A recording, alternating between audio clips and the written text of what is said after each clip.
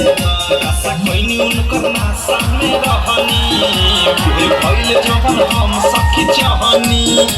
लागल नाही शरम काम कोइनी कुकरम कहनी दुनु हाथ फेर दुनु हम बैठल रही के रखे हम बैठल रही के रखे हम बैठल रही के रखे हम बैठल रही के रखे हम डीजे विकास सुन रही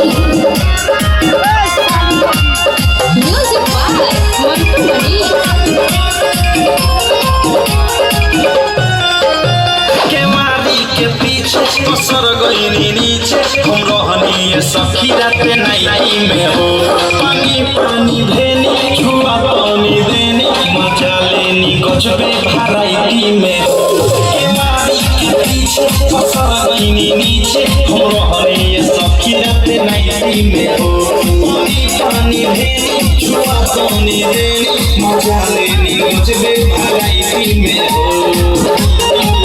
लेके रहले हल्का में हमें जाते हल्का में रुक गइल तने राइत थारू अवधे से लागल केहू ना से अनुराग हो देहिया नरम